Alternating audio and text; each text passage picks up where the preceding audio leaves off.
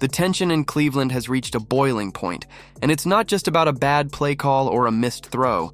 It's about the very identity of the Browns under Kevin Stefanski. One comment from Mike Vrabel, just a few words uttered with the calm confidence of a man who knows exactly what he's saying, sent shockwaves through the league. He called Stefanski a gimmick coach, a line so simple, yet so cutting, that it exposed what many have been whispering behind closed doors for months. Because deep down, fans, players, and analysts all seem to feel the same thing, that something is fundamentally off in Cleveland. The plays look clever until they fall apart. The strategies look promising until the fourth quarter collapses. And the coach who was once praised for being innovative now looks like a man trapped in his own system, calling plays for headlines instead of wins. It all came to a head during the October 26th matchup between the Patriots and the Browns, a game that was supposed to be a statement. The Browns came out firing, their first drive looking smooth and precise, the kind of drive that makes you think maybe, just maybe, they figured it out this time. But anyone who's followed this team long enough knows what's coming. That first drive wasn't brilliance. It was choreography. Scripted, rehearsed, predictable. The kind of start that looks sharp on paper but fades as soon as the defense adjusts. Within minutes, the Browns' momentum evaporated, and what was left looked painfully familiar. Confusion, hesitation, and a coach out of ideas once the script ran dry. The Patriots didn't even need to adjust much. They simply waited. Because when you play against a gimmick team, patience is all it takes to expose the illusion. By halftime, Vrabel's words felt prophetic. The Browns' offense looked hollow, and the play calling was as inconsistent as ever. It wasn't just bad football, and there was frustrating football. You could feel the tension radiating from the sidelines, the kind that grows when players know the system isn't built to win. And then, when the post-game interviews came, Vrabel's subtle jab hit harder than any touchdown pass. He didn't raise his voice or gloat. He just said it plainly, that the Browns ran out of gimmick plays. That simple remark turned a regular Sunday game into a national conversation about the Browns' identity, and more specifically about Kevin Stefanski's future, because this isn't about one game anymore. It's about years of questionable decisions that have kept the Browns locked in mediocrity despite the talent on their roster. Stefanski's supporters once praised him as the architect of a new era in Cleveland. But now that same architecture feels unstable, designed more for aesthetics than endurance. The fans see it. The players feel it. And even the media, once protective of him, is starting to fracture under the weight of endless excuses.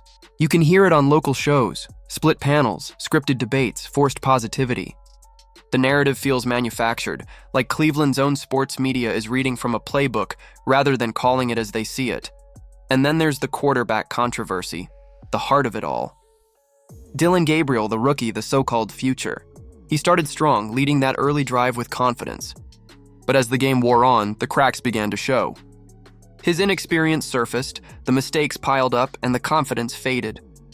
A pick here, a safety there, the kind of errors that separate prospects from professionals. No one blames Gabriel for being young. The real question is why Stefanski keeps forcing him into situations he's not ready for. Because waiting on the bench, watching it all unfold, is Shedeur Sanders, the quarterback everyone expected to lead this team, and the one everyone believes has been unfairly sidelined. The decision to bench Shedeur has become one of the most divisive moves in Cleveland sports in years. Stefanski claims it's about strategy, about playing the hot hand, but fans aren't buying it. There's no logic in benching a healthy, proven quarterback in favor of a rookie struggling to keep up. And let's be real, that tired excuse of he's injured has already been debunked by Shedeur himself. He's fine. He's ready. He wants to play, which makes the situation feel less like a tactical decision and more like a personal vendetta. Why else would a coach sabotage his own offense by refusing to play his best option? Even the media doesn't know what to make of it. Some analysts insist it's about locker room dynamics, while others whisper about ego, the idea that Stefanski can't handle a player with too much personality or independence. Whatever the reason, it's tearing the team apart. The fans are restless, the locker room feels divided, and the city that once rallied behind its underdog franchise now finds itself questioning the entire operation. You can feel it in the air, that growing sense that something's about to break. And when it does, it's not going to be pretty. The most tragic part is that Stefanski doesn't seem to see it. He stands on the sidelines, arms crossed, watching the chaos unfold as if it's all part of some grand plan only he understands. But the results don't lie. The Browns aren't improving. They're stalling. The same mistakes repeat every week. The same frustrations boil over. And the same press conferences end with hollow promises about execution and finding opportunities. Meanwhile, the rest of the league watches from afar, some with sympathy, others with schadenfreude. Because to them, Cleveland isn't a threat anymore. It's a cautionary tale, a team with all the tools but none of the leadership to use them. And now, after Vrabel's remark, the illusion has finally cracked. The Gimmick coach label isn't just an insult. It's a reflection of what the Browns have become under Stefanski. A team built on flashes of brilliance and long stretches of confusion. A franchise that keeps rewriting the same tragedy, hoping that this time the ending will change.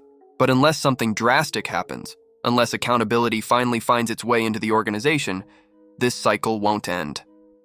Because it's not just about play calling or quarterback decisions. It's about pride, ego, and the inability to admit when something isn't working. Cleveland deserves better.